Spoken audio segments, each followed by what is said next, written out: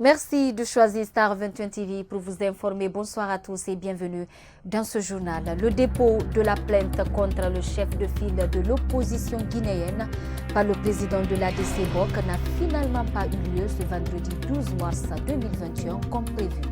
Les raisons, c'est dans ce journal.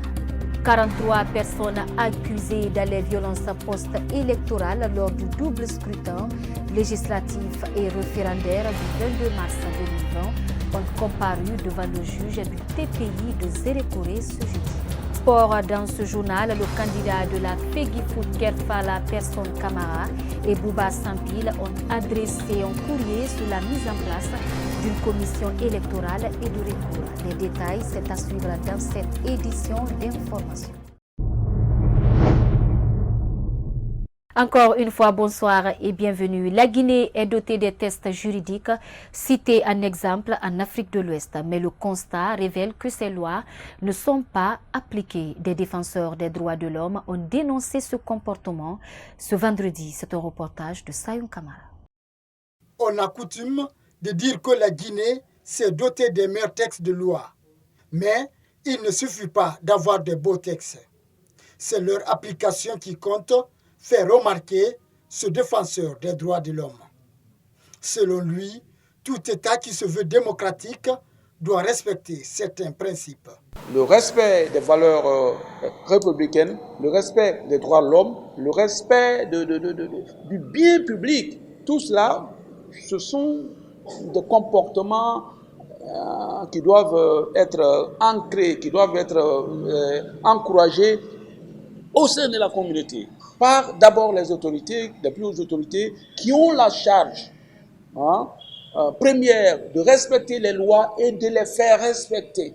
Parce que ce n'est pas un pousseur de charrette à Madina qui va respecter qui va imposer le respect de la loi. Non, c'est à l'autorité d'imposer le respect de la loi. Pour cet avocat, le temps pour le respect des lois de la République devrait être donné par les autorités, ce qui serait un bel exemple pour les citoyens. Mais même celui qui ne respecte pas la loi doit être sanctionné. La loi n'est pas négociable parce qu'elle conditionne la vie en société, elle conditionne la survie de l'État. Donc, le respect de la loi n'est pas négociable. On impose le respect de la loi.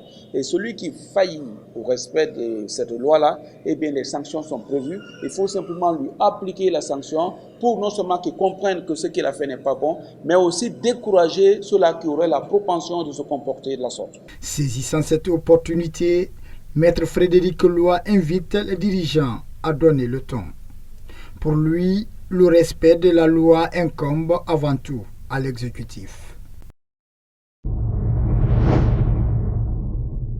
Je vous le disais dans les titres, le dépôt de la plainte contre le chef de file de l'opposition guinéenne n'a finalement pas eu lieu ce vendredi 12 mars 2021 comme prévu. Ibrahima Sori Diallo, président du parti ADC BOC, a donné les raisons de ce changement. Kadia Toubari et Alassane Souma pour le reportage. Prévu ce vendredi 12 mars, le dépôt de la plainte contre l'actuel chef de file de l'opposition guinéenne a été avorté.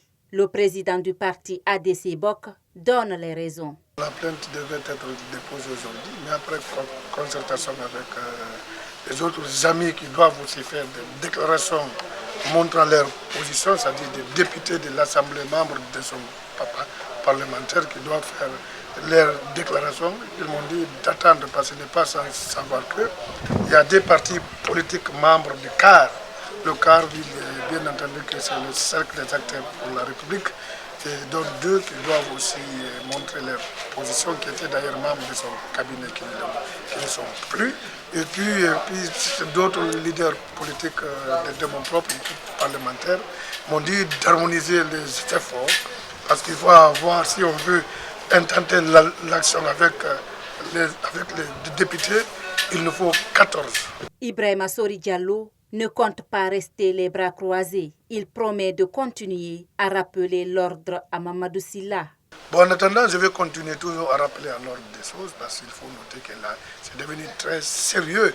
Il y a même des institutions, à savoir l'ex-président de l'INDH, qui a aussi fait des écrits. Il a écrit au président de la République, qu'elle a écrit au président de l'Assemblée nationale, qu'elle a écrit au Premier ministre, tout en n'emboîtant les mêmes pas que moi. Donc, pour moi, je ne suis pas dans l'illégalité, je suis dans les normes pour vraiment demander au monsieur de ne pas continuer. Le président du parti ADC BOK demande à la population guinéenne de ne pas voir son engagement à lutter contre le chef de file de l'opposition comme une action personnelle.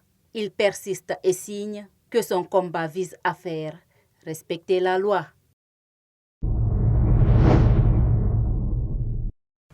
Des membres du COSAD, collectif de soutien à Amadou Djoulde Diallo, ont rencontré ce vendredi 12 mars le président de l'association guinéenne des éditeurs de la presse indépendante AGEPI à son siège à Kaloum. Ce dernier a salué l'initiative et promet d'accompagner les initiateurs Mamadou Binta Diallo et Moustapha Diané pour le compte-rendu.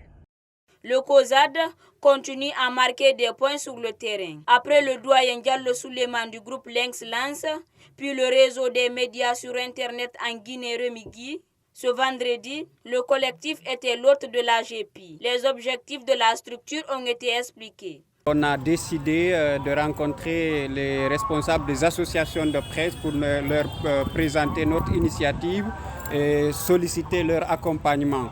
On était venu dans ce cadre pour rencontrer M. Alpha Blay Diallo et pour de l'entretien, il nous a réitéré son engagement puisqu'il faut rappeler c'est la seule association guinéenne de presse guinéenne qui avait fait une déclaration pour dénoncer la détention du doyen.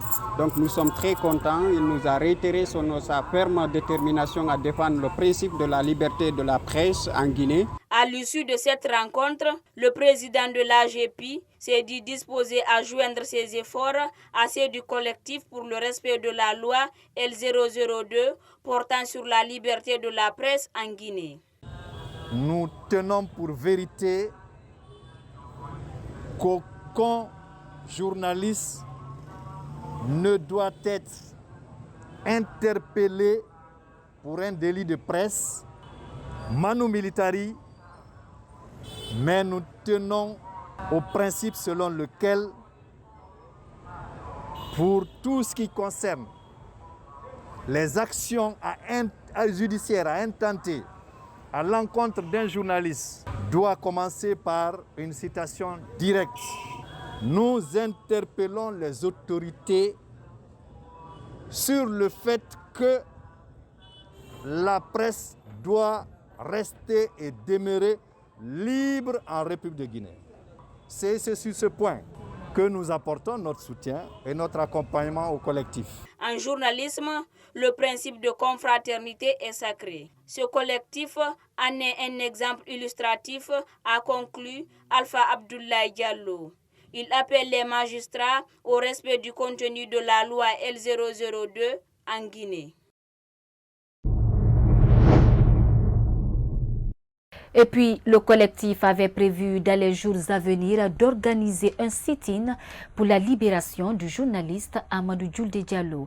Mais le président de l'AGEPI dit ne pas s'associer à cette démarche. Suivez-le au micro de Mamadou Binta Diallo. Le collectif appelle ses membres à respecter et à faire respecter les mesures sanitaires édictées dans le cadre de la lutte contre le coronavirus et la résurgence de l'épidémie à virus Ebola. Cela voudrait dire que l'AGEPI reste et demeure dans sa ligne directrice à s'indigner. Mais l'AGEPI ne soutiendra pas un quelconque sitting dans ce cadre-là. Tout journaliste est justiciable. Il reste et demeure qu'un journaliste n'offense pas. Et un journaliste doit critiquer nuit et jour s'il le faut, mais il ne doit pas dépasser les limites. C'est ce qui nous amène à rester et demeurer des journalistes responsables. Le président du parti Union pour le progrès de la Guinée, UPG, propose un confinement d'une semaine en Guinée pour éradiquer la Covid-19. Pour ce faire, il ajoute de sensibiliser la population pendant 1 ou 2 semaines. Plus de détails avec Mariam Bari et Moustapha Diané qui l'ont rencontré ce vendredi. Pour atténuer la contamination de la pandémie de Covid-19 et lutter contre la maladie en Guinée, le président du parti Union pour le progrès de la Guinée veut pousser le bouchon loin. Il propose carrément un confinement total. Diakouponimi explique. On voit qu'il y a une résurgence de la maladie. C'est pourquoi nous avons pensé qu'il serait opportun pour notre pays, au lieu d'aller à des confinements partiels, d'aller à un confinement total. Et puisque nous connaissons la situation de nos populations, nous proposons 1 semaine de confinement.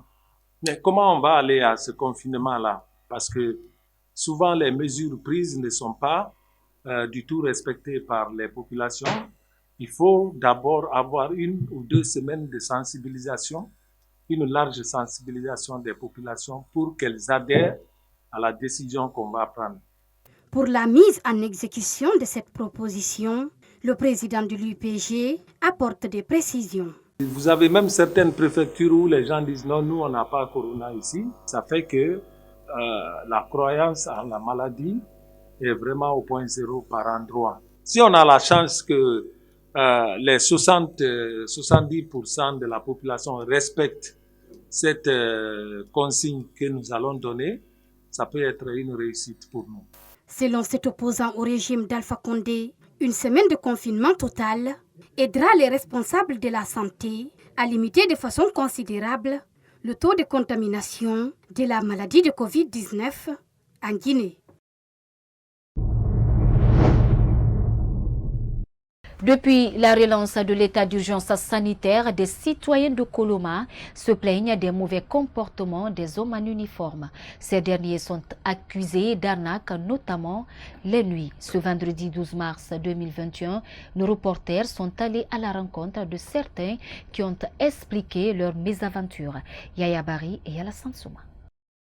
Ces derniers temps, les habitants de Koloma se disent confrontés à toutes sortes d'arnaques de la part des agents des forces de l'ordre. Certains d'entre eux expliquent leur calvaire sous anonymat. Ils pointent du doigt des éléments des brigades anticriminalité BAC et des compagnies mobiles d'intervention et de sécurité CMIS. Rentrer dans le quartier par pied, ils ne sont même pas dans leur pick-up. Pour chasse jusqu'à, c'est pas même dans les cours, ils ne se limitent pas dans les cours même. C'est jusqu'aux chambres, dans les chambres. Ils peuvent aller détruire, gâter les portes, les portails. Ils peuvent détruire les portails pour qu'ils rentrent. On demande à l'État de nous aider. C'est la BAC, la brigade anticriminelle. Ils viennent ici presque après la prière de 19h. Ils viennent, ils tirent à l'air pour disperser les gens. Les premières réactions d'abord, c'est mettre leurs mains dans ta poche d'abord pour te fouiller. Si les gens entrent dans les maisons, ils prennent des cailloux, ils jettent sur les concessions en disant sortez, sortez. Entrer dans les boutiques, demander un peu d'argent aux restaurateurs, envoyer un peu, sinon on va t'emporter. Non, venir ici à 19h, 20h pour chasser les gens, c'est pas du tout bien. Il faut que l'État nous vienne en aide parce que nous sommes des citoyens tout comme les autres. Cette situation inquiète plus d'un. Des habitants de ce quartier disent être terrorisés chaque soir. Parfois même des tirs perturberaient leur sommeil. Ils interpellent l'État. Cette victime revient sur son cas. Moi, j'ai préféré descendre pour prendre la rentrée du quartier. Moi, je tombe sur ça. C'est la CMS de Koloma. Ils ont demandé au début, ils ont dit à certains de payer 1,2 million. Et après, ils ont dit de payer 1 million. Mais à la dernière minute, ils disent de payer la moitié d'1 million. Et puis, ce qui est plus marrant, quand tu rentres là-bas, les chefs qui sont là-bas, mais ils ne voient que de l'argent. Même si tu es innocent, on t'arnaque. Nos agents là méritent d'être formés encore de plus. Parce que ils ne maîtrisent même pas les lois et autres. Le respect des droits de l'homme, ça, ce n'est pas leur affaire. Depuis la relance de l'état d'urgence sanitaire, nombre de citoyens se plaignent des abus des hommes en uniforme. des dénonciations et des situations qui devraient être prises au sérieux par les responsables du ministère de la Sécurité et de la Protection civile.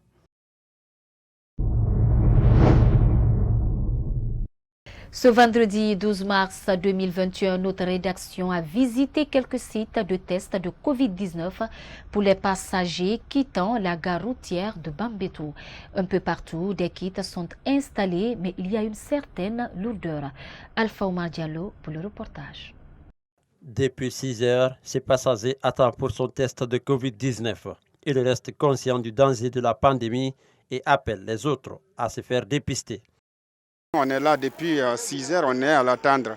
Mais on est patient parce qu'on veut avoir notre test, on veut comprendre qu'est-ce que c'est sur nous réellement. Parce que tant que tu n'as pas fait le test là, et puis tu as la maladie là, tu vas infecter les autres.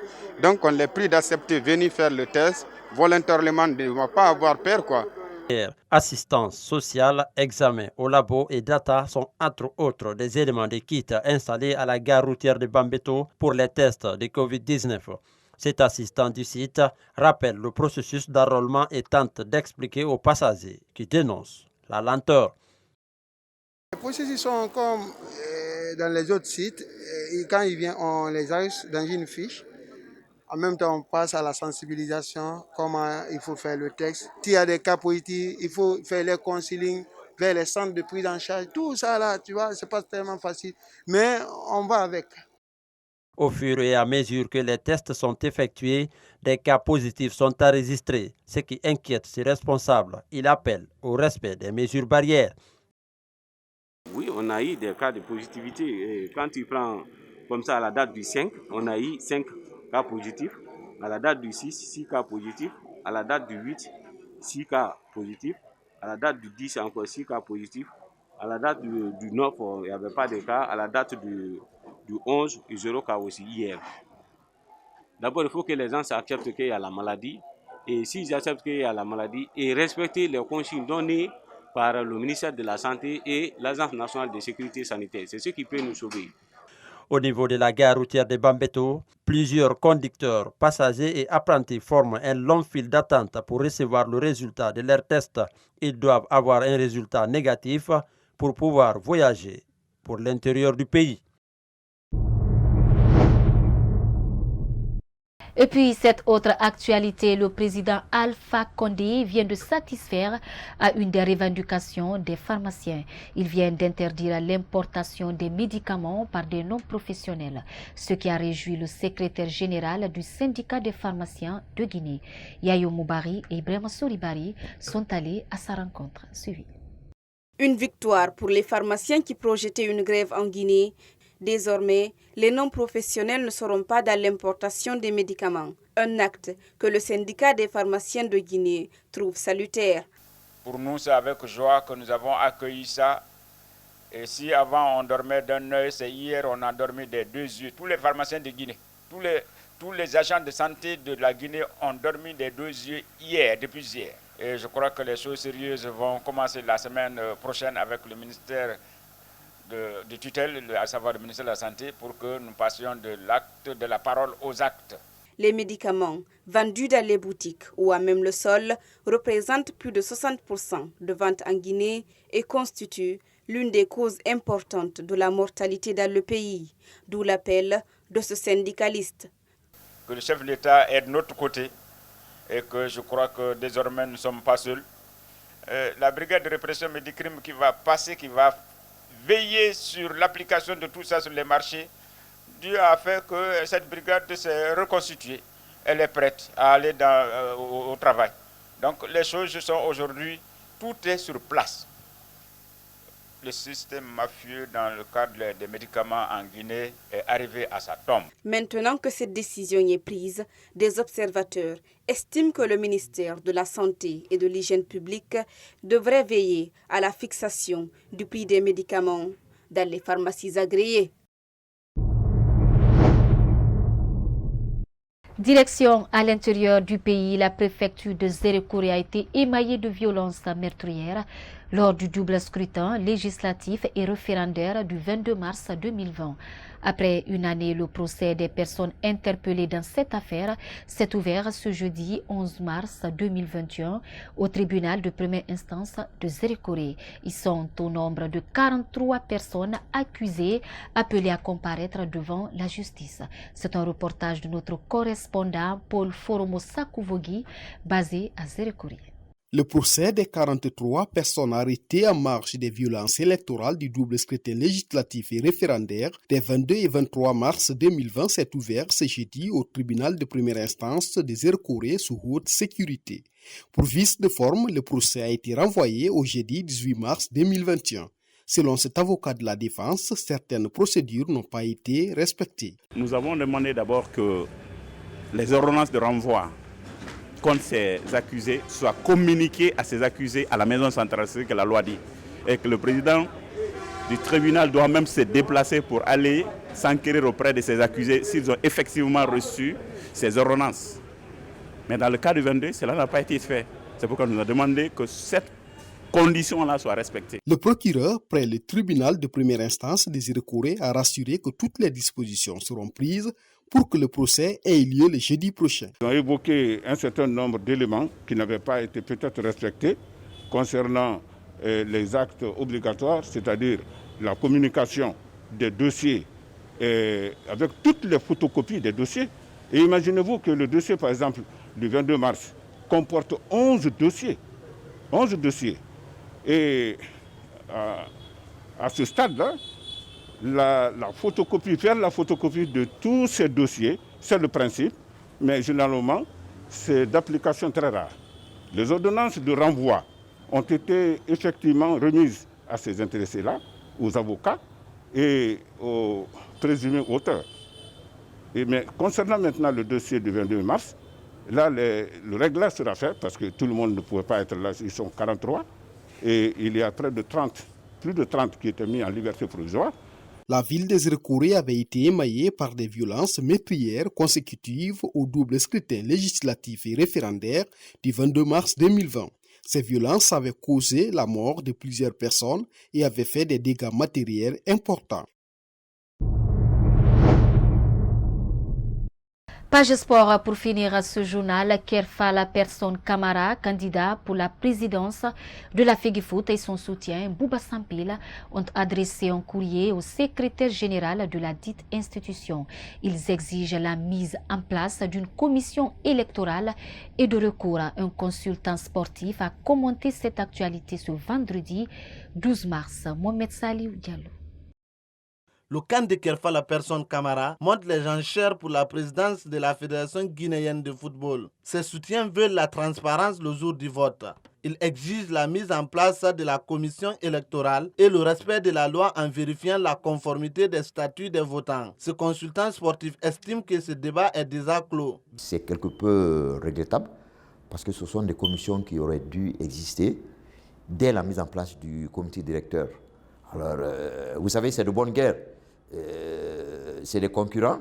Alors, ils ont profité de ce manquement pour faire un rappel. Mais ce rappel coïncide au fait que le secrétariat général déjà a convoqué une assemblée générale extraordinaire pour le 31 mars pour la mise en place de la commission de recours, la commission de discipline et de la commission électorale. Ça veut dire donc que ce rappel n'est plus d'actualité. Cette course à la FEGIFOOT s'annonce serrée. Une véritable guerre médiatique est engagée entre l'équipe de KPC et celle d'Antonio Soare. Kerno Seydou Diakité tente de jouer le sapeur-pompier. Et malheureusement, les meneurs de ces dérives, ce n'est pas eux qui votent. Ce sont les membres statutaires, les 65 membres statutaires de l'Assemblée générale élective qui vont voter, qui vont élire le président et les autres membres du comité directeur. Donc les gens, comme on dit, mettent la balle à terre. C'est une compétition. Je le répète encore et je le souligne. Focalisons-nous sur les programmes. Depuis l'annonce de la candidature de KPC, la sphère footballistique guinéenne est divisée. Le président sortant qui ne s'avoue pas vaincu multiplie aussi les assauts. Les 65 membres statutaires sont courtisés. L'élection sent une odeur de corruption en perspective. Toujours au sport hors de nos frontières, la Confédération africaine de football a tenu son 43e Assemblée générale élective ce vendredi 12 mars 2021 à Rabat, au Maroc. Le Sud-Africain Patrice Motsepe est élu par acclamation président de la CAF. Antonio Soare, candidat au comité exécutif, a perdu devant Mustapha Ishola Raji du Libéria. C'est un commentaire de Ibrahim Diallo.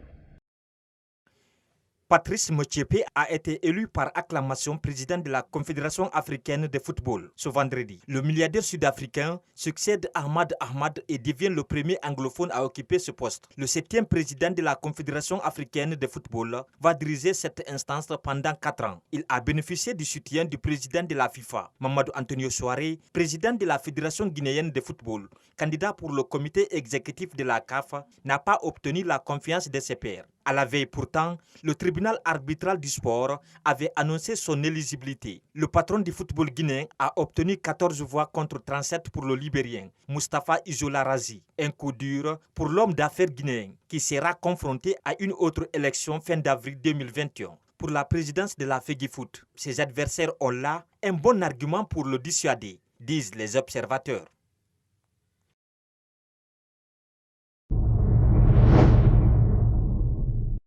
C'est la fin de cette édition d'information. Merci à tous de l'avoir suivi et les programmes continuent sur la télé du 21e siècle.